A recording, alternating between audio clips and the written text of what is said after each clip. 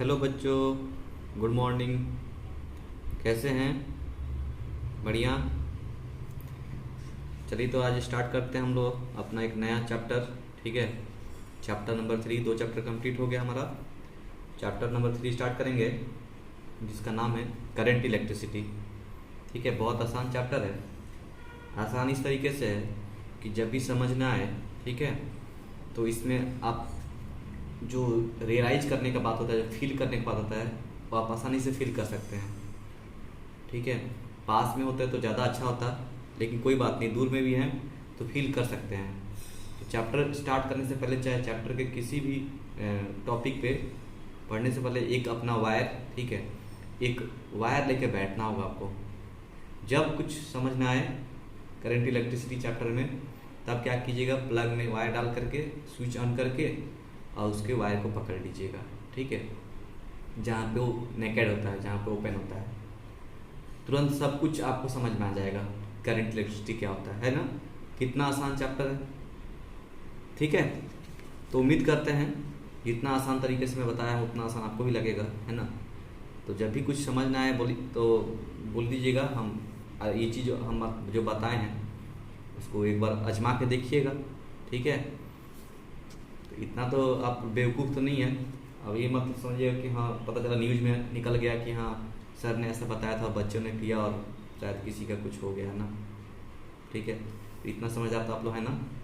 ठीक है, फिर इसके लिए फिर से मेरे को अलग से मैसेज तो नहीं देना पड़ेगा ना कि हाँ ऐसा करना सही होगा ना नहीं होगा। इतना तो समझ है आपको।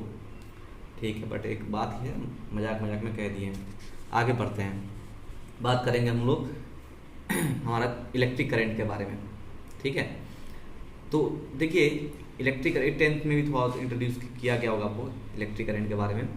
तो हम लोग क्या जानते हैं, जो इलेक्ट्रिक करंट होता है कब फ्लो करता है, किसी कंडक्टर में करंट फ्लो कब करता है, जब क्या होता है उस कंडक्टर में चार्ज पार्टिकल मूव करते हैं।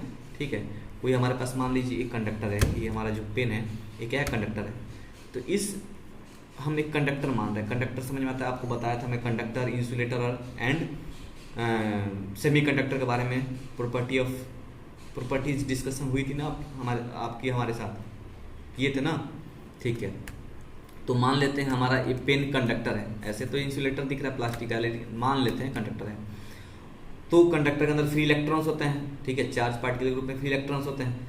तो जब वो चार्ज पार्टिकल, ठीक है, उसको हम चाहे किसी तरीके से मूव करा दें, ठीक है, वो चार्ज पार्टिकल मूव करना स्टार्ट कर दे, ठीक है, चाहे इधर चाहे इधर, जैसे मूव करेगा ना, ठीक है, तो क्या होगा, एक करंट प्रोड्यूस हो जाता है, उस कंडक्टर में एक करंट फ्लो करने लगता है।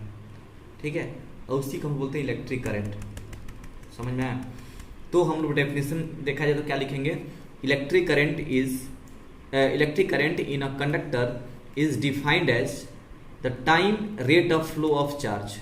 टाइम रेट ऑफ फ्लो मतलब कहना मतलब है कि चार्ज पर यूनिट टाइम। ठीक है, जैसे हम लोग पढ़ते थे speed is equal to distance upon time, तो ये भी क्या था, time rate of change of distance था। ठीक है, समझ में आया? वैसे ही ये क्या है, स्पीड की जगह पे यहाँ क्या दिखेगा, आई इज इक्वल टू क्या आ जाएगा, Q by T, time rate of flow of charge. ठीक है, तो हम लोग क्या लिखेंगे, electric current is in a conductor is defined as the time rate of flow of charge across any cross section of the conductor. ठीक है, समझ में आया?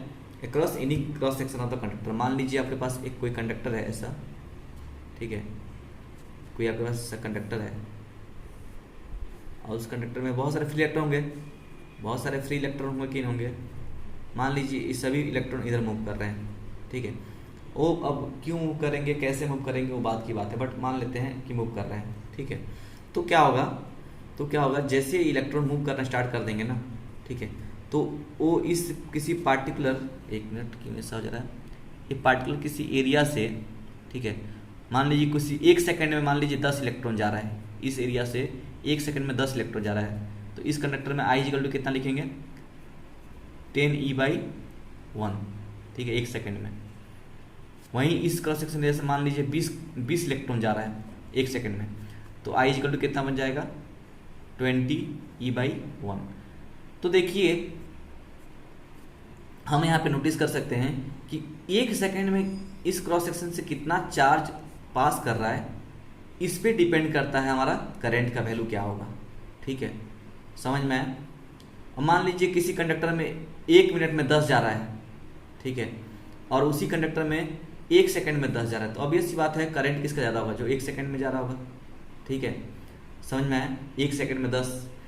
तो इस तरीके से हम लोग करंट को डिफाइन करते हैं कि किसी कंडक्टर में किसी क्रॉस सेक्शन एरिया के अक्रॉस, ठीक है, 1 सेकंड में कितना करंट जा रहा है, चाहे किसी पार्टिकुलर टाइम में कितना करंट जा रहा है, उसी को बोलते हैं इलेक्ट्रिक करंट। ठीक है, तो डेफिनेशन क्लियर हुआ। Electric current is in a conductor is defined as the time rate of flow of charge across any cross section of the conductor. ठीक है, मैथमेटिकली देखा जाए रिप्रेजेंट करने का तरीका तो क्या होगा, current I is equal to charge Q upon time T होता है। ठीक है, एवरेज करंट की बात किया जाए तो एवरेज करंट क्या हो जाएगा, I average is equal to हो जाएगा टोटल चार्ज फ्लोन, ठीक है, total charge flown upon total time taken. ठीक है, मतलब किसी पार्टिकुलर जब हम लोग बात करते हैं कि हाँ मान लीजिए 10 मिनट में कितना चार्ज फ्लो किया, ठीक है, तो वो हमारा करंट का वैल्यू हो जाएगा। तो टोटल चार्ज 10 मिनट में जो भी फ्लो किया होगा उसको डिवाइड कर देंगे 10 मिनट से, ठीक है, वही हमारा करंट का वैल्यू देगा। और इस टाइप के हम लोग करंट को एवरेज करंट बोलते हैं। ठीक है, जैसे आप एवरेज वेलोसिटी याद है, एवरेज वेलोसिटी या फिर एवरेज स्पीड, ठीक है, वैसे ही कुछ एवरेज करंट होता है। उसमें एक इंस्टेंटेनियस वेलोसिटी पे पढ़े थे ना, इसमें भी हम लोग पढ़ेंगे। अच्छा पहले इसको लिखते हैं, आई एवरेज को लिखेंगे डेल्टा Q अपन डेल्टा T, याद है ना। ठीक है, स्पीड हम लोग जब डेल्टा एवरेज स्पीड लिखते थे, है ना, एवरेज स्पीड लिखते थे तो हम लिखते थे delta change in distance upon total distance upon total time. ठीक है, टोटल डिस्टेंस अपन टोटल टाइम। वैसे ही टोटल यहाँ आई एवरेज क्या हो जाएगा, टोटल चेंज इन चार्ज, मतलब जो भी चार्ज फ्लो किया total in total time T में, डेल्टा T में, उसी को हम लोग बोलेंगे एवरेज करंट। ठीक है, समझ में आया। इंस्टेंटेनियस करंट वैसे ही क्या हो जाएगा, जब when delta T tends to 0, ठीक है, जब डेल्टा T जो चेंज इन टाइम जो एकदम 0 पे टेंड कर रहा होगा, ठीक है, तो जो delta Q by delta T क्या दे देगा, dQ अपन dt। ठीक है, समझ में आया। इसी को बोलते हैं इंस्टेंटेनियस करंट, dQ अपन dt को। इसको मैं इसलिए ज़्यादा एक्सप्लेन नहीं कर रहा हूँ क्योंकि फर्स्ट ईयर में हम अच्छे से इसको आपको बताए थे कैसे कैसे होता है, तो आपको शायद समझ में आना चाहिए और आ भी रहा होगा। ठीक है, समझ में आया। वैसे इसका ऐसा यूनिट क्या हो जाएगा, ऐसा unit of current is coulomb per second. ठीक है, ऐसा unit of current is I is equal to, हम जानते हैं I इज इक्वल टू हम जान चुके हैं Q बाई T होता है, तो Q का क्या कूलम होता है, टाइम का क्या होता है सेकेंड, तो ऐसा यूनिट क्या जाएगा कूलम पर सेकेंड। और एक साइंटिस्ट थे जो ये खोज किए थे करंट का, उनका नाम था एम्पियर, तो उनको सम्मानित करने के लिए हम लोग कूलम पर सेकेंड को एम्पियर रख दिए। ठीक है, समझ में आया। अब आगे बढ़ते हैं, नेक्स्ट पॉइंट हमारा क्या है, current is taken as scalar quantity but more precisely it is a tensor quantity. Current को ना हम लोग एक्चुअली देखिए, आपको सपोज कोई क्वेश्चन दिया रहा है और पूछा है कि current is scalar quantity, vector quantity या फिर नन ऑफ दीज, ठीक है, तो आप आंसर क्या मारिएगा, स्केलर मार्क आइएगा, वेक्टर नहीं मार सकते हैं। ठीक है, बट मान लीजिए आपको वही क्वेश्चन में आपको ऐसा ऑप्शन दिया रहा हो, current is scalar quantity, vector quantity, tensor quantity, none of these, तो टेंसर क्वांटिटी ज़्यादा अप्रोप्रिएट आंसर होगा। ठीक है, तो नॉर्मली हम लोग करंट को स्केलर क्वांटिटी लेकर ट्रीट करते हैं, बट यदि टेंसर क्वांटिटी मेंशन हो, ठीक है, नया टाइप का क्वांटिटी है, आप लोग स्केलर वेक्टर पढ़े थे बट टेंसर नहीं पढ़े थे ना। टेंसर ऐसा क्वांटिटी था, ना ही वो स्केलर होता, नहीं वेक्टर होता है। ठीक है, ना ही वो triangles law of vector addition को फ्लो करता है, ना ही अलजेब्रिक रिएक्ट होता है, तो कुछ ऐसा अलग होता है। तो इसलिए साइंटिस्ट और जो भी हमारे ये थे पिछले साइंस में जो भी हमारे ज्ञाता थे, ठीक है, जो सब ज्ञानी लोग थे, वो लोग क्या किए, इसको मेंशन करने के लिए एक नया इंट्रोड्यूस किया नाम, उसको बोल दिए टेंसर क्वांटिटी। ठीक है, समझ में आया। तो हम लोग क्या लेंगे, current is scalar quantity but more precisely it is a tensor quantity. ठीक है, डायरेक्शन ऑफ करंट कैसे लिया गया, direction of current is taken opposite to the direction of flow of electrons. मान लीजिए कंडक्टर आपके पास, ठीक है, इसमें इलेक्ट्रॉन जो दिख रहे हैं, मान लीजिए इधर लेफ्ट साइड मूव कर रहे हैं, तो करंट का डायरेक्शन हमेशा हम लोग कैसे लेते हैं, opposite to the direction of electron. नहीं, हम लोग इधर रहेंगे राइट में, यही इलेक्ट्रॉन इधर राइट में फ्लो कर रहा होता तो करंट किधर रहते, लेफ्ट में लेते। ठीक है, तो इसमें कुछ खास बात नहीं है, ये हमारा तरीका होता है ऐसे लेने का। और हम लोग कभी कभी क्या ले लेते हैं, जैसे इलेक्ट्रॉन इधर मूव करता है तो हम लोग बोल लेते हैं प्रोटॉन इधर मूव कर रहा होगा। ठीक है, क्योंकि इलेक्ट्रॉन यहाँ से यहाँ चल जाता है तो यहाँ प्रोटॉन छोड़ जाता है। ठीक है, तो हम लोग बोलते हैं कि जैसे जैसे मैंने इलेक्ट्रॉन ऐसे मूव करता जाएगा वैसे जैसे प्रोटॉन इधर मूव करते हुए दिखते हैं, तो हम लोग बोलते हैं प्रोटॉन मूव कर रहा है इधर, इलेक्ट्रॉन मूव कर रहा है इधर। तो हम लोग बोलते हैं प्रोटॉन के डायरेक्शन में करंट मूव कर रहा है। बट प्रोटॉन तो एक्चुअली देखा जाए ना, प्रोटॉन मूव नहीं करता। प्रोटॉन क्या है? Positive charge particle. Positive charge particle किसके पास होता है? न्यूक्लियस के पास। और न्यूक्लियस कहीं भी, किसी भी कंडक्टर या कहीं भी, वो एटम जो होता है, ठीक है, एटम के अंदर होता है न्यूक्लियस। और एटम क्या होता है? वो फिक्स होता है अपने अपने लेटिस पॉइंट पे, ठीक है। छोड़िए, इसमें ज़्यादा अंदर नहीं जाएंगे, केमिस्ट्री पढ़े होंगे, लेटिस पॉइंट जानते हैं। एटम का जो पोजीशन होता है ना, वो फिक्स होता है, ठीक है। मूव क्या करता है? सिर्फ इलेक्ट्रॉन, फ्री होता है इलेक्ट्रॉन। इलेक्ट्रॉन इधर उधर से भागता है। लेकिन हम लोग अपना एक ये करने के लिए, आसान तरीके से समझने के लिए, हम लोग प्रोटॉन को भी मूव करा लेते हैं, ठीक है। समझ में आया बात? ठीक है, जो चलते हैं अब आगे बढ़ते हैं। तो एक चीज़ और आप लोग को मैं बता दूँ आगे बढ़ने से पहले, यहाँ पे यहीं पे मैं बोल देता हूँ क्या होता है। सपोज यहाँ पे अब इलेक्ट्रॉन कैसे मूव करता है, अंदर क्या होता है इलेक्ट्रॉन, चाहे ये जो फिनोमेना होता है करंट फ्लो होने का, कैसे होता है। हम लोग क्या करते हैं, एक बैटरी से यहाँ पे, इसको लिखिएगा मत, बस केवल समझ लीजिए, लिखने की जरूरत नहीं है। मान लीजिए इसको किसी बैटरी से कनेक्ट कर दिए, ठीक है, तो ये हो जाएगा प्लस, ये हो जाएगा minus. Battery is what? Battery क्या है? Battery is a source of क्या? एनर्जी। पढ़े ना, बैटरी एनर्जी का सोर्स है। तो क्या होता है कि मान लीजिए अब इस बैटरी के अंदर, ठीक है, इस बैटरी के अंदर यहाँ से एक इलेक्ट्रॉन यहाँ रखा हुआ है, ठीक है, इस जगह पे इलेक्ट्रॉन रखा हुआ है। एक कहानी में बस ऐसे समझा रहा हूँ, समझ में आया तो अच्छी बात है, नहीं आता है तो कोई बात नहीं। मान लेते हैं, हम लोग जानते हैं कि इलेक्ट्रॉन यहाँ से निकलता है, ऐसा इलेक्ट्रॉन निकलता है और ऐसे होकर के इधर प्लस टर्मिनल से जाता है, ठीक है। हम क्या करते हैं, हम प्रोटॉन मूव कराएंगे, क्योंकि हम बोल रहे थे अपने कन्वीनियंस के लिए हम लोग प्रोटॉन मूव कराते हैं। मान लीजिए यहाँ पे एक सेंटर में प्रोटॉन रखा हुआ है, ठीक है। तो बैटरी क्या करता है?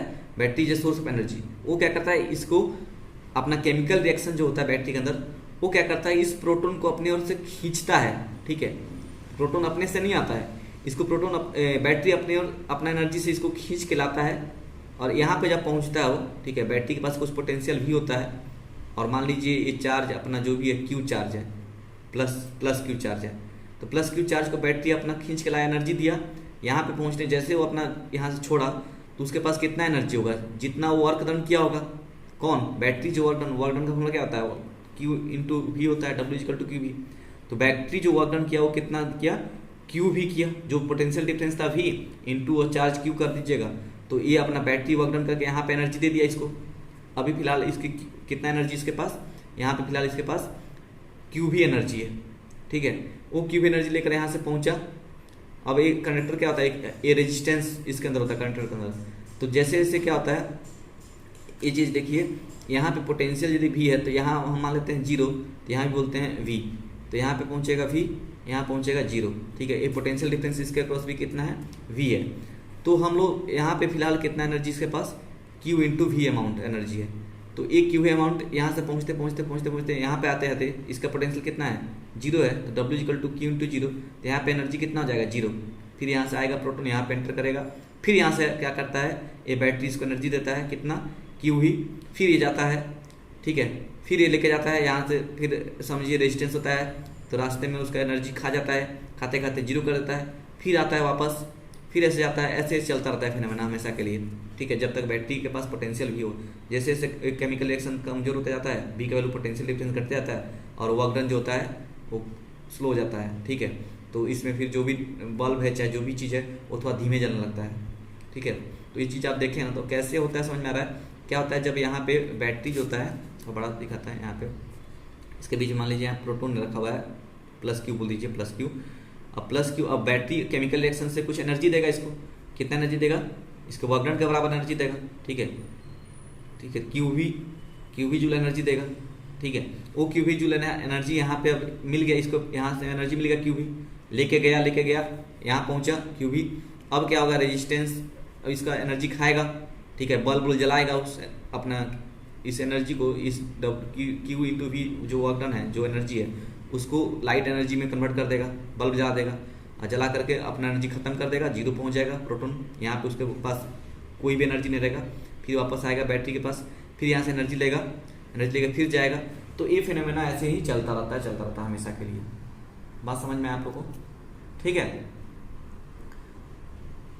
तो एक कोई खास मैंने कि इतना जो नहीं था, बस समझाना था एक चीज़ आपको, मैंने कि हल्का सा फील कराना था कि कैसे होता होगा वो, कैसे वो कैरी करता होगा एनर्जी, कैसे जाता है इलेक्ट्रॉन, ठीक है, उसको फील कराने के लिए मैंने ऐसा बताया, ठीक है। बाकी इसमें कोई खास बात नहीं है, समझ में आ गई तो अच्छी बात है, नहीं है आई तो कोई बात नहीं, इससे कोई फर्क नहीं पड़ता, आपके बोर्ड एग्जाम के लिए देखा जाए, बोर्ड पॉइंट ऑफ व्यू से देखा जाए तो, ठीक है। चलिए आगे बढ़ते हैं हम लोग चलते हैं आगे अपना। नेक्स्ट हमारा क्या है heading, types of current. Current कितने टाइप का होता है, एक होता है सुने होंगे डायरेक्ट करंट, उसका दूसरा नाम क्या होता है स्टेडी करंट भी बोलते हैं, और एक होता है अल्टरनेटिंग करंट, उसका एक दूसरा नाम क्या होता है वेरिएबल करंट, ठीक है। तो डायरेक्ट करंट क्या होता है, इसका डेफिनेशन है, कुछ खास बात नहीं है। It is defined as the current whose magnitude and direction does not change with time. Even direct current किसको बोलते हैं, जिसका मैग्नीट्यूड और डायरेक्शन चेंज होता है, ठीक है, जिसका मैग्नीट्यूड और डायरेक्शन टाइम के साथ चेंज ना होता हो, उसको डायरेक्ट करंट बोलते हैं, ठीक है। जैसे कि अपने एग्जांपल के रूप में कार के अंदर जो बैटरी लगता है वो डायरेक्ट करंट का एग्जांपल है, ठीक है। चाहे टॉर्च के अंदर जो बैटरी लगता है वो डायरेक्ट करंट का एग्जांपल है, उसमें टर्मिनल चेंज नहीं होता है। बट एक होता है अल्टरनेटिंग करंट, जिसका डायरेक्शन और मैग्नीट्यूड दोनों चेंज होता है टाइम के साथ। It is defined as current whose magnitude as well as direction changes with time, ठीक है। ये ऐसा करंट है अल्टरनेटिंग करंट जिसका मैग्नीट्यूड और डायरेक्शन हमेशा टाइम के साथ चेंज होता रहता है। उसको नोटेशन के लिए कैसे यूज करते हैं, एक चैप्टर ही है, तो आपका इसी चैप्टर है, अब नेक्स्ट 3-4 चैप्टर कंप्लीट होने के बाद आएगा, उसमें आपको देख पा रहे होंगे। इसी को कुछ हम लोग ऐसे इस साइनसोइडल फॉर्म में रिप्रेजेंट करते हैं, ठीक है। ये हमारा आई का ग्राफ हो गया, ठीक है। तो हमारा देखिए वैल्यू क्या होता है, ऊपर ऊपर जाता है ऐसे ऐसे, ठीक है। और एक टाइम मान लीजिए, ये एक्स एक्सिस मान लीजिए टाइम के साथ, तो टाइम के साथ देखिए धीरे धीरे करंट अपना डायरेक्शन भी चेंज कर रहा है, मैग्नीट्यूड भी चेंज कर रहा है। यहाँ पे मैक्सिमम करंट, फिर यहाँ से डायरेक्ट ये मैग्नीट्यूड धीरे धीरे गिरने लगता है, डायरेक्शन भी चेंज होता है।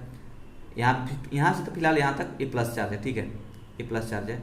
यहाँ से मैग्नीट्यूड वेरी कर रहा है, मैग्नीट्यूड वेरी कर रहा है, मैग्नीट्यूड मैक्सिमम, फिर मैग्नीट्यूड मिनिमम, फिर यहाँ से देखिए डायरेक्शन चेंज कर दिया, अब नेगेटिव एक्स एक्सिस में आ गया, वाई एक्सिस में आ गया।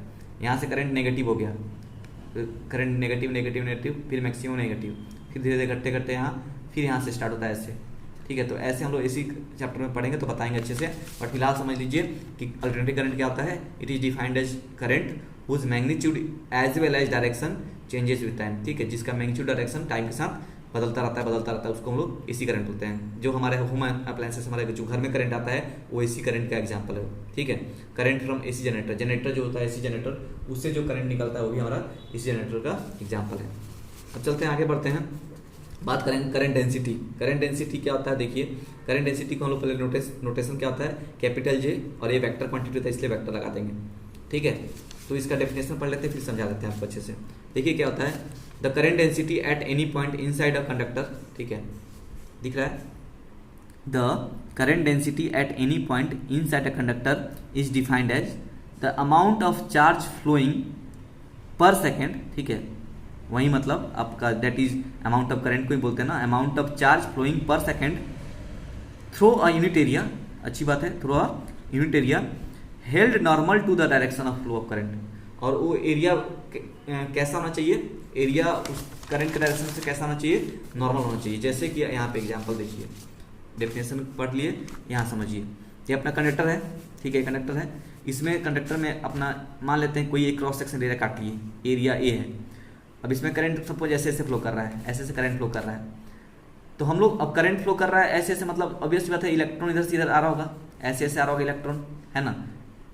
तो हम लोग क्या बोलते हैं, करंट डेंसिटी उसको बोलते हैं कि अमाउंट ऑफ करंट, ठीक है, चार्ज ग्रुप में ना बोलकर करंट ग्रुप में बोलूँ तो क्या जाएगा, amount of current through a unit area, ठीक है, amount of current through a unit area, ठीक है, जो भी अमाउंट ऑफ करंट इसमें से फ्लो किया यूनिट एरिया के क्रॉस, और कब, व्हेन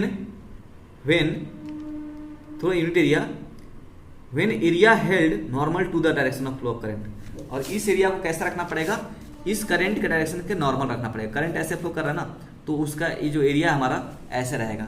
सपोज करंट ऐसे फ्लो कर रहा है ऐसे ऐसे, और एरिया ऐसे रहेगा, इस एकदम नॉर्मल इसके, ठीक है, करंट के नॉर्मल, ठीक है। इसके इस प्लेन के, ये प्लेन है और इसके बीच में एंगल कितना बन रहा है, 90 डिग्री, ठीक है, समझ में आया। अब बात करेंगे एरिया, मैं प्लेन का बात कर रहा हूँ, परपेंडिकुलर होना चाहिए। अब एरिया वेक्टर का बात किया जाएगा, ठीक है, जब एरिया वेक्टर का बात किया जाएगा, एरिया वेक्टर तो हमारा परपेंडिकुलर का ये एरिया है, तो इसका एरिया वेक्टर इधर होगा और करंट भी इधर होगा, तो दोनों में एंगल कितना है, 0 डिग्री है। बट मैं बोल रहा हूँ वो जो प्लेन होगा वो और करंट, वो दोनों कैसे होंगे, एक दूसरे से परपेंडिकुलर होंगे। तब जो भी करंट इस एरिया से पास कर रहा होगा, ठीक है, उसी को हम लोग करंट डेंसिटी बोलेंगे। J इज इक्वल टू लिखते हैं I by A perpendicular, total current passing through that area upon divide by perpendicular area, ठीक है। इसको ज़्यादा अच्छे से तब समझेंगे जब एरिया को हम लोग क्या करेंगे। मान लीजिए एरिया हमेशा जरूरी नहीं कि ऐसा रहे, सपोज ऐसा हो जाए एरिया आपका, ऐसा एरिया वेक्टर हो, पोजीशन कुछ एरिया का ऐसा हो, तब तो एक करंट ऐसे फ्लो कर रहा है। अब तो 90 डिग्री नहीं है, अब ये जो प्लेन है, अब तो प्लेन और इसके बीच में 90 डिग्री एंगल नहीं है। ये तो ऐसे था तो 90 डिग्री था, ठीक है। अब मैं बोल रहा हूँ ऐसे है, तो ये 90 डिग्री बना रहा है क्या इसके साथ? नहीं ना। तो अब हमारा क्या बोलते हैं, इस एरिया वेक्टर, इसका एरिया वेक्टर कहाँ होगा? इधर होगा, और करंट हमारा किधर? इधर है। तो हम लोग का तो वैल्यू वो वाला जे का, J is equal to I by A perpendicular, हमेशा हम लोग एरिया जो लेते हैं जो परपेंडिकुलर होता हो, तो हमारा एरिया तभी इधर है, थीटा एंगल बना रहा है। हम लोग को एक कंपोनेंट लेना है जो परपेंडिकुलर हो इससे, करंट से, ठीक है। तो हम लोग क्या करेंगे, इसका एक कॉस थीटा यहाँ पे ले आएंगे, यही तो इसका परपेंडिकुलर वैल्यू होगा, ठीक है। एक कॉस थीटा हम लोग ले आएंगे यहाँ पे, और हम लोग क्या करेंगे, J is equal to I A perpendicular जगह पे क्या लिख देंगे, J is equal to I A cos theta. A perpendicular का जो वैल्यू होगा, ठीक है, हमारा जब एरिया ऐसे था तो उसका एरिया वेक्टर क्या होता, इधर था ना, तो यही तो हमारा वैल्यू चाहिए, इधर का वैल्यू चाहिए, याद है ना, ए परपेंडिकुलर। अब हम लोग का लेकिन अब ऐसे हो गया है, ये कुछ ऐसे मुड़ गया एरिया वेक्टर, ऐसे हो गया, इसका डायरेक्शन इधर चला गया है। तो हम लोग क्या करेंगे, इसका कंपोनेंट तोड़ेंगे, तो हमारा ये कंपोनेंट ले लेंगे, ठीक है, जो इधर पास कर रहा है, समझ में आया। तो यहाँ से ए परपेंडिकुलर वैल्यू कितना हो जाएगा, ए कॉस थीटा। तो यहाँ से I is equal to J cos theta. अब ये जे कॉस थीटा हम लोग ऐसे लिख सकते हैं, I is equal to J vector dot A vector, ठीक है। यहाँ से भी देखिए डॉट प्रोडक्ट हमेशा क्या रहता है, स्केलर वैल्यू देता है, तो करंट स्केलर वैल्यू हम लोग बोल भी रहते हैं, ठीक है, बोल लेते हैं स्केलर वैल्यू, वेक्टर नहीं बोल सकते, स्केलर मान लेते हैं। तो I is equal to J vector dot A vector, ठीक है, समझ में आया। और ये जो जे वेक्टर का डायरेक्शन कहाँ होता है, हमेशा करंट का डायरेक्शन लेते हैं, करंट का डायरेक्शन लेते हैं। देखिए करंट वेक्टर क्वांटिटी नहीं होता है, लेकिन फिर भी हम लोग करंट के डायरेक्शन में एक जे को ना एक तरीके से करंट को टेंसर लिए हैं, ठीक है, टेंसर क्वांटिटी, स्केलर भी नहीं है कि वेक्टर भी नहीं है, एक नया क्वांटिटी टेंसर, लेकिन स्केलर मान लेते हैं। बट फिलहाल अब जे का डायरेक्शन कोई पूछे कि जे वेक्टर डायरेक्शन जो करंट डेंसिटी डायरेक्शन कहाँ होता है, तो बोलिए कहाँ होगा, हमेशा करंट जिधर होगा उसी डायरेक्शन में करंट डेंसिटी का डायरेक्शन होगा, ठीक है। समझ गए इतना कहानी, इसी को बोलते हैं करंट डेंसिटी। डेफिनेशन फिर से पढ़ लीजिए, the current density at any point inside a conductor is defined as the amount of charge flowing per second, ठीक है, amount of charge flowing per second मतलब क्या, amount of current through a unit area held normal to the direction of flow of current, ठीक है। तो इसको हम कैसे रखेंगे, उस एरिया को उस करंट के डायरेक्शन से नॉर्मल रखेंगे, एरिया वेक्टर को नहीं, एरिया को मैं बोल रहा हूँ, बार बार समझिए उस वर्ड को, area, when area held perpendicular to direction of current, ठीक है। एस एन टी का बात किया जाए तो क्या हो जाएगा, जे का ये हो जाएगा, J is equal to I by होता है ना, ampere per metre square, ampere per metre square. Dimension formula लिख लीजिएगा, ये तो बताने की जरूरत नहीं, इतना ही होता है, देख लीजिए, एम एल के मान -2, टी के पर 0, ए के पर 1, ठीक है। अब आते हैं नया एक हमारा जो टॉपिक स्टार्ट करते हैं, ड्रिफ्ट वेलोसिटी, ठीक है। अब ड्रिफ्ट वेलोसिटी क्या होता है, डेफिनेशन बाद में हम पढ़ेंगे, पहले आते हैं हम लोग उसके ए पार्ट पे, उसको समझते हैं। इस बात को पहले समझिए, ऊपर मत देखिए, यहाँ देखिए, ध्यान दीजिए, इस जगह पे ध्यान दीजिए। ड्रिफ्ट वेलोसिटी पढ़ने से पहले एक समझिए कि मान लीजिए किसी कंडक्टर में कोई भी हम लोग पोटेंशियल डिफरेंस अप्लाई नहीं किए, उस समय जो इलेक्ट्रॉन जो होता है अंदर में, क्या एक जगह पे बैठा रहता है क्या, जब हम लोग कोई पोटेंशियल अप्लाई नहीं करते तो क्या इलेक्ट्रॉन एक जगह बैठा रहता है, ऐसा तो नहीं होता है, ठीक है। इलेक्ट्रॉन क्या करता है, इधर उधर रैंडम मोशन करता रहता है, ठीक है। और उसका नेट डिस्प्लेसमेंट हम लोग कितना मान के लेके चलते हैं, जब सभी इलेक्ट्रॉन का नेट डिस्प्लेसमेंट कितना लेते हैं, 0 लेते हैं। जैसे एग्जाम्पल ग्रुप में मैं बोल रहा हूँ, क्लास में मान लीजिए आपका जो भी क्लासरूम है, सपोज, ठीक है, 10 फीट बाई 10 फीट का क्लासरूम है, सपोज कीजिए, और उसमें 100 बच्चा भर दिया गया, और सभी के अंदर कुछ एक ऐसा कुछ फिट कर दिया गया जिससे कि आप मूव कर सकते हैं। आपके पीछे फैन लगा दिए, फैन ऑन कर दिए, तो थ्रस्ट से आप एकदम आगे आगे भागिएगा, इधर उधर भागिएगा कि नहीं भागिएगा, ठीक है। वो आपके हाथ में एक हैंडल लगा दिए जिससे आप डायरेक्शन चेंज कर सकते हैं, आप चेंज कर रहे हैं, तो क्या, लेकिन आप उतना 100 बच्चा 10 बाई 10 के रूप में, क्या किसी का नेट डिस्प्लेसमेंट होगा क्या आप एक कोना से दूसरे कोना पहुंच पाइएगा क्या, नहीं पहुंच सकते। वहीं पे अपने जगह पे टकरा के वहीं पर आ जाइएगा, ठीक है। यहाँ एक बच्चा है, सपोज कीजिए, अगल बगल से बहुत सारे बच्चे ऐसे हैं, यहाँ पे आप मूवमेंट करना चाहते हैं, तो आप इधर जाएगा तो उधर से वो धक्का देगा, इधर मुड़ जाइएगा, इधर आइएगा, इधर घूम फिर के 10 मिनट बाद फिर यहीं पे दिखेगा, फिर 10 मिनट बाद फिर यहीं पे दिखेगा, मतलब नेट डिस्प्लेसमेंट होगा ही नहीं आपका, नेट डिस्प्लेसमेंट होगा ही नहीं, पार्टिकुलर आपका बात कर रहा हूँ। और भी इलेक्ट्रॉन का वैसे ही होता रहेगा। तो जब हम लोग कोई पार्टिकुलर एक पोटेंशियल डिफरेंस जब अप्लाई नहीं करते हैं तो क्या होता है, जो इलेक्ट्रॉन है ऐसे ऐसे डिश डिश डिश डिश होते हुए वहीं पे फिर वहीं पे, ठीक है, कहीं मूवमेंट नहीं होगा, ऐसे जाएगा, ऐसे भी ऐसे, समझ में आया? आवाज थोड़ा ऑकवर्ड था, कोई बात नहीं, हंस लीजिएगा थोड़ा देर के लिए, ठीक है। चलिए, तो हम बोल रहे हैं कि कोई हम पोटेंशियल अप्लाई नहीं कर रहे हैं, पोटेंशियल अप्लाई नहीं कर रहे तो कोई इलेक्ट्रिक फील्ड नहीं है। हम लोग पढ़ चुके हैं कि E equal to V by L, जब भी जीरो जाएगा, ठीक है, पढ़े ना, E equal to minus D by D R, तो वहां से E equal to V by L लिखते हैं, V इक्वल टू जीरो लिख दीजिएगा, तो E इक्वल टू कितना, जीरो। यहाँ पे कोई हमारा इलेक्ट्रिक फील्ड होगा ही नहीं। इलेक्ट्रिक फील्ड रहता तब हो सकता था इलेक्ट्रॉन को अपने और कुछ ना कुछ खींच के ले जाता हल्का हल्का, ठीक है। तो फिलहाल इलेक्ट्रिक फील्ड नहीं था, लेकिन जब हम लोग क्या किए, इलेक्ट्रिक फील्ड लगा दिए, जैसे यहाँ पे एग्जांपल लीजिए, यहाँ पे इलेक्ट्रिक फील्ड लगा दिए, हम लोग पोटेंशियल दे दिए, पोटेंशियल दे दिए, तो हमारा लेंथ था एल, तो E equal to V by L से यहाँ कुछ इलेक्ट्रिक फील्ड सेट हो जाएगा, इस कंडक्टर के अंदर इलेक्ट्रिक फील्ड सेटअप हो जाएगा कि नहीं हो जाएगा, तो ए प्लस से माइनस के इलेक्ट्रिक फील्ड सेटअप हो जाएगा। तो जो भी इलेक्ट्रॉन इसके अंदर होंगे अब क्या करेंगे, धीरे धीरे धीरे धीरे इधर मूव करना स्टार्ट कर देते हैं। अब इस समय क्या होगा, इसका मोमेंट होगा, ठीक है। अब इसके अंदर हल्का हल्का थोड़ा थोड़ा ड्रिफ्ट करते हुए आएगा, ये तुरंत अचानक से नहीं आता। एक तो हम लोग मान लेते हैं अचानक से कि हाँ सब अरेंज हो गया, ऐसे एकदम सैनिक लोग तरह एकदम परेड करने के लिए और ऐसे चलने लगता है, ऐसा लेकिन होता नहीं है। प्रैक्टिकली देखा जाए ना तो कुछ ऐसा डिस्प्लेसमेंट होता है उन लोग का। अब ये लोग यहाँ से स्टार्ट किए, तो जैसे पिछले में क्या करते हैं, यहाँ से ऐसे ऐसे ऐसे करके वहीं पहुंच रहे थे ना, इस पर क्या करेंगे, ऐसे ऐसे ऐसे ऐसे ऐसे ऐसे कुछ यहाँ पहुंच जाएंगे, तो यहाँ इतना डिस्प्लेसमेंट हुआ। और एक एग्जांपल, ऐसे ऐसे ऐसे ऐसे ऐसे ऐसे यहाँ पे, तो यहाँ पे डिस्प्लेस हुए कुछ, ठीक है। तो ऐसे तुरंत ऐसे मूव नहीं करने लगते हैं, ऐसे ऐसे करके मूव नहीं करने लगते हैं, फिर से वैसे टकराते टकराते आते हैं, लेकिन थोड़ा थोड़ा डिस्प्लेस करते रहते हैं आप, ठीक है, क्योंकि हम लोग को क्या लगा दिए, बाहर में हम लोग पोटेंशियल दे दिए और इलेक्ट्रिक फील्ड यहाँ सेटअप कर दिए। इलेक्ट्रिक फील्ड तो थोड़ा थोड़ा करके ड्रिफ्ट होने लगता है। इसी वेलोसिटी को हम लोग बोलते हैं, जो V डिस्प्लेसमेंट हुआ, D चाहे S बोल लीजिए, S डिस्प्लेसमेंट हुआ, तो S V equal to S by T, तो यही तो वेलोसिटी दिया, ठीक है, समझ में आया, डिस्प्लेसमेंट ऑफ टाइम। तो इसी को हम लोग बोलते हैं, ठीक है, इसी को बोलते हैं ड्रिफ्ट वेलोसिटी। एक्चुअली इस पर्टिकुलर टर्म को नहीं बोलते हैं ड्रिफ्ट वेलोसिटी, बोलते हैं सबके एवरेज को हम लोग जब डिवाइड कर देंगे, ठीक है, टाइम के साथ, तो उसको हम लोग बोलते हैं ड्रिफ्ट वेलोसिटी। तो ये समझ में आया कि हाँ, जब इलेक्ट्रिक फील्ड अप्लाई नहीं करेंगे तो क्या होगा, इलेक्ट्रिक फील्ड अप्लाई करेंगे तो क्या होगा, ठीक है। तो चलिए अब डेफिनेशन पढ़िए कि ड्रिफ्ट वेलोसिटी क्या होता है। Drift velocity, the velocity with which, वह वेलोसिटी जिसके साथ the free electrons are drifted towards the positive terminal under the action of applied electric field is called drift velocity.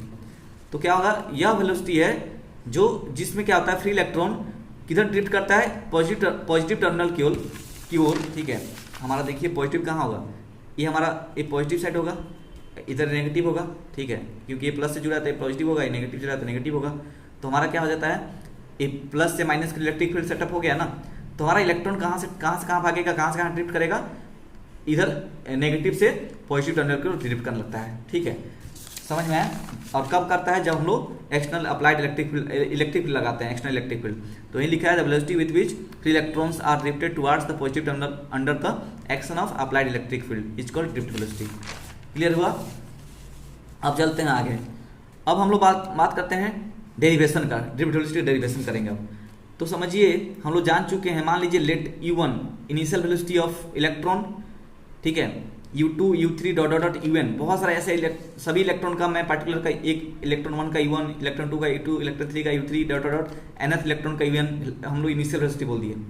Are the velocities of various electron, ठीक है, initially U हम लोग जानते हैं ना, और V को फाइनल वेलोसिटी करते हैं, ठीक है।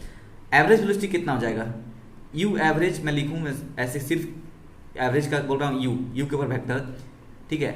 इनिशियल एवरेज वेलोसिटी बात करूँ तो कितना हो जाएगा, U एवरेज इक्वल हो जाएगा U1 vector plus U2 vector plus U3 vector plus dot dot UN vector divided by capital N, ठीक है। ये हमारा एवरेज वेलोसिटी होता है, हमारा एवरेज वेलोसिटी का, ठीक है। और U है तो इनिशियल एवरेज वेलोसिटी मैं लिख नहीं रहा हूँ, बट समझिए U है तो ऑब्वियसली इनिशियल एवरेज वेलोसिटी ही देगा, समझ रहे हैं। अब मान लेते हैं हम लोग when no potential difference is applied across the conductor, जब कोई पोटेंशियल अप्लाई नहीं होगा तो नेट डिस्प्लेसमेंट कितना हो रहा है, ऐसे टकरा करके नेट डिस्प्लेसमेंट कितना हो रहा है, 0। जब S इजिकल टू 0 तो V इजिकल टू कितना, 0/T 0। तो नेट डिस्प्लेसमेंट जब 0 तो वेलोसिटी, नेट वेलोसिटी भी कितना, 0। ठीक है, तो इनिशियल वेलोसिटी का बात की जाए U1 इजिकल टू भी 0 आएगा, U2 इजिकल टू भी कितना आएगा, 0, U3 भी 0, ऐसे करके UN भी 0, तो सबका समेशन भी 0, 0/n 0। तो एवरेज वेलोसिटी कितना दे देगा हमारा, U एवरेज का formula U1 plus U2 plus U3 plus dot dot UN/n equal to कितना हो जाएगा, 0 के बराबर हो जाएगा। बात समझ में आया। अब चलते हैं आगे बढ़ते हैं। When potential difference is applied across the conductor, जब पोटेंशियल अप्लाई कर देंगे तो क्या होगा, जब पोटेंशियल V अप्लाई कर दिए, एक बैटरी लगा दिए, पोटेंशियल डिफरेंस दे दिए, तो V के द्वारा हम लोग को क्या हुआ, लेंथ L था, तो इसके cross E is equal to V/L से एक इलेक्ट्रिक फील्ड यहाँ पे सेटअप हो गया। तो इलेक्ट्रिक फील्ड जब सेटअप हो गया तो यहाँ से इलेक्ट्रॉन सब क्या किए, हम लोग मान लेते हैं कि ऐसे कुछ अरेंज होकर के इधर ड्रिफ्ट होने लगे। ठीक है, समझ में आया। तो उस समय क्या हो जाएगा, हम लोग अब फॉर्मूला जानते हैं। ठीक है, हम लोग जानते हैं कि व्हेन वी अप्लाई अब वोल्टेज, या फिर बोल दीजिए यहाँ पे पोटेंशियल डिफरेंस,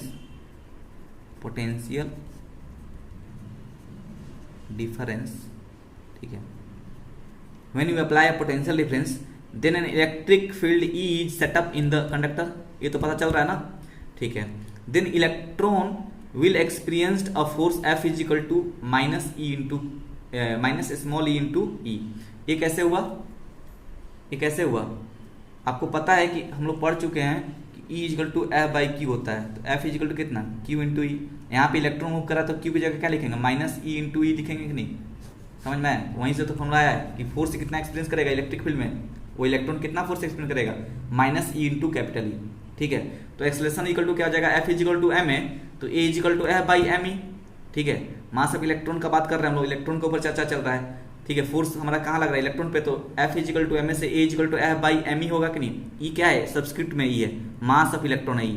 तो यहाँ से F का वैल्यू हमारा माइनस E इंटू ई आया है, तो F A इजिकल टू कितना हो जाएगा, minus small E into capital ई अपॉन M सब्सक्रिप्ट में E। इक्वेशन नंबर 1 बना देंगे। अब मान लेते हैं एक चीज हम लोग, late τ1 τ2 τ3 τ4 dot dot dot τn तक B the average time interval between the conjugative collision of electron. अब एक क्या होता है, एक होता है रिलैक्सेशन टाइम, मतलब कि रिलैक्सेशन टाइम क्या होता है कि मान लीजिए इलेक्ट्रॉन जब ड्रिफ्ट करना स्टार्ट किया, यहाँ से इलेक्ट्रॉन यहाँ से यहाँ गया। ठीक है, तो क्या होता है, अब तुरंत यूनिफॉर्म मोशन से तो जाता नहीं है, ऐसे ऐसे टकराते हुए जाता है। तो फर्स्ट इलेक्ट्रॉन को सेकेंड इलेक्ट्रॉन में जो टकराने का जो टाइम होगा, जो कोलिजन होगा, इस टाइम को हम लोग बोलते हैं टाउ, और इसी को पढ़ते हैं रिलैक्सेशन टाइम। ठीक है, एक इलेक्ट्रॉन जब दूसरे इलेक्ट्रॉन से जो टकराएगा, अब यहाँ से जब यहाँ जाएगा, इस एंड से, मान लीजिए कंडक्टर है अपना, इस एंड से इस एंड जाएगा, तो तुरंत ऐसे यूनिफॉर्म टाइप में तो जाएगा नहीं, एक टकराएगा, है ना, फिर अगला इसके साथ टकराएगा, अगला इसके साथ टकराएगा। तो क्या होता है कि जो इलेक्ट्रॉन यहाँ से यहाँ टकराने में जितना टाइम लिया ना, उसी को बोलते हैं रिलैक्सेशन टाइम। ठीक है, तो वहीं लिखा गया है कि when let τ1 τ2 τ3 dot dot τn be the average time, वो एवरेज टाइम लेते हैं हम लोग, time interval between two conjugative collision of electron, then velocity of various electron कितना हो जाएगा, velocity of final velocity of कितना हो जाएगा इलेक्ट्रॉन का, V equal to U plus AT से हम जानते हैं, V1 इजिकल टू जाएगा, V1 vector equal to U1 vector plus A vector τ1 हमारा रिलैक्सेशन टाइम फर्स्ट इलेक्ट्रॉन के लिए, V2 equal to U2 plus A vector τ2 क्या हो गया, रिलैक्सेशन टाइम। ठीक है, जो collision time for second electron. तो ऐसे करके हम लोग, हमारे पास n इलेक्ट्रॉन है, तो n इलेक्ट्रॉन के लिए इक्वेशन लिखेंगे, Vn इजिकल टू जाएगा UN वेक्टर। ठीक है, Vn वेक्टर इजिकल टू जाएगा UN vector plus A vector into τ1। तो हमारा एवरेज वेलोसिटी कितना हो जाएगा, इसका जो हम लोग फाइनल वेलोसिटी का जो एवरेज निकालेंगे, ठीक है, वही हम लोग बोलते हैं ड्रिफ्ट वेलोसिटी, उसी को बोलते हैं। इस एवरेज वैल्यू को V1 plus V2 plus V3 plus dot dot Vn vector upon n को हम लोग ड्रिफ्ट वेलोसिटी का नाम देते हैं। ठीक है, तो एवरेज वेलोसिटी और drift velocity with which electron moves is, ठीक है, वह वेलोसिटी जिससे इलेक्ट्रॉन मूव करता है, ठीक है, वो एवरेज वेलोसिटी निकाल कर हम लोग बोलते हैं। तो वही Vd equal to Vv vector equal to कितना जाएगा, सबका समेशन अपॉन n। ठीक है, कितना समझे। अब चलते हैं हम लोग नेक्स्ट अपने पेज में, देखते हैं। अब यहाँ से आप देखिए, यहाँ से क्या हो जाता है, यहाँ से Vd वेक्टर इजिकल टू क्या लिख सकते हैं, U1 plus A vector τ1 plus U2 plus A vector τ2 plus U3 plus A vector τ3 plus dot dot n के लिए UN vector plus A plus A τn upon divide by n। अब यहाँ से थोड़ा सा क्या करेंगे, इसको U1 U2 U3 को एक पास लाएंगे, अपन n कर देंगे, पूरे से डिवाइड है ना, तो इसको n से डिवाइड कर देंगे, plus a tau 1 plus a tau 2 plus a tau 3 plus dot a tau n upon n कर लेंगे। फिर आगे स्टेप में क्या करेंगे, फिर इसे उतर लेंगे, यहाँ से a कॉमन चल जाएगा, a बाहर लेंगे, tau 1 plus tau 2 plus tau 3 plus dot tau n अपन n। इस वाले वैल्यू को हम लोग क्या होते हैं, इसी को एक्चुअली बोलते हैं हम लोग एवरेज ऑफ, जो हमारा एवरेज वैल्यू जिसका होता है ना, क्या बोलते हैं इसको हम लोग, एक मिनट, कैसे बोलते हो इसको, एवरेज टाइम जो होता है ना, जो फर्स्ट इलेक्ट्रॉन टकराया, सेकंड इलेक्ट्रॉन टकराया, थर्ड इलेक्ट्रॉन टकराया, तो जो सब इलेक्ट्रॉन को टकराने का जितना टाइम हुआ अपन एन जो डिवाइड करेंगे उसी को हम लोग रिलैक्सेशन टाइम बोलते हैं, ठीक है। तो हम लोग उसको एक कैपिटल एन से नोटेशन देते हैं, here tau is equal to लिखा हूँ, देख लीजिए अच्छे से, इसको यहाँ काटे हैं हम। टाउ इज इक्वल टू क्या है, tau 1 plus tau 2 plus tau 3 plus dot tau n upon divide by n है, इज रिलैक्सेशन टाइम, इसी को टाउ को बोलते हैं रिलैक्सेशन टाइम, ठीक है। सभी इलेक्ट्रॉन का, मैंने कि सभी इलेक्ट्रॉन का एक मिला के एवरेज बात किया जाए तो हमारा यहाँ से क्या हो जाएगा, इक्वेशन कितना बन जाएगा। अब ये हम लोग जानते हैं ए कितना होता है, ए हमारा ऑलरेडी निकाल चुके हैं, जब इलेक्ट्रिक फील्ड अप्लाई नहीं होता है शुरू में, ठीक है, तो हमारा इनिशियल वेलोसिटी कितना होता है, इनिशियल वेलोसिटी 0 होता है, तो 0 पुट कर देंगे, ठीक है। हमारा इक्वेशन कितना बन जाएगा, ऐसे इसकी जगह पे जैसे था ऐसे लिख दिए, यहाँ पे ए टाउ लिख दिए, तो वी डी इक्वल टू यहाँ पे हो जाएगा 0 प्लस ए टाउ, यहाँ से क्या मिला, initial average velocity U equal to 0, यहाँ पे रीजन दिया है क्यों 0 हुआ, सिंस इनिशियल एवरेज वेलोसिटी कितना है 0 है, तो यहाँ से वी डी इक्वल टू कितना हो जाएगा, ए वेक्टर इंटू टाउ, तो V D vector equal to, अब ए कब है हम लोगों को पता है, इक्वेशन 1 से जाकर देख लीजिएगा कितना आया था, माइनस ई इंटू ई अपन एम आया था, ठीक है, एम ई लिख दीजिए यहाँ पे एम ई, ठीक है, और इंटू यहाँ टाउ है तो टाउ। अब ई इक्वल टू हम लोग पढ़ चुके हैं, इसको पहले हम लोग मॉड ले लेंगे, मॉड ले लेंगे तो क्या हो जाएगा, सिर्फ मैग्नीट्यूड, तो यहाँ से नेगेटिव साइन जो अंदर में था वो क्या हो जाएगा, हट जाएगा, तो वी डी इक्वल टू क्या बन जाएगा, E into capital E into tau upon M E, ठीक है। यहाँ से ई इक्वल टू पढ़ चुके हैं वी बाई एल, तो हम लोग क्या लिखेंगे, V D equal to E into V क्या पोटेंशियल डिफरेंस, वेलोसिटी नहीं है, पोटेंशियल डिफरेंस, ठीक है, वेलोसिटी नहीं है, वी क्या ये पोटेंशियल डिफरेंस है, V tau upon M E into L, ठीक है। ये हमारा फाइनल ड्रिफ्ट वेलोसिटी का फॉर्मूला हो गया, ठीक है, समझ में आया। ड्रिफ्ट वेलोसिटी किस पे डायरेक्टली प्रोपोर्शनल है, अगर चार्ज बढ़ा दीजिए, नहीं तो पोटेंशियल बढ़ा दीजिए, तब ड्रिफ्ट वेलोसिटी बढ़ जाएगा, नहीं तो रिलैक्सेशन टाइम को बढ़ा दीजिए, ठीक है, तब ड्रिफ्ट वेलोसिटी बढ़ जाएगा, या फिर हम लोग क्या कीजिए, इसको घटा दीजिए, मास ऑफ इलेक्ट्रॉन को बढ़ा दीजिए तो घट जाएगा, मास ऑफ इलेक्ट्रॉन घटा दीजिए तो ड्रिफ्ट वेलोसिटी बढ़ जाएगा, लेंथ को घटा दीजिए तभी डी बढ़ जाएगा, वी बढ़ जाएगा, ठीक है। तो ये हमारा टोटल कहानी था किसके ऊपर, ड्रिफ्ट वेलोसिटी के ऊपर, ठीक है।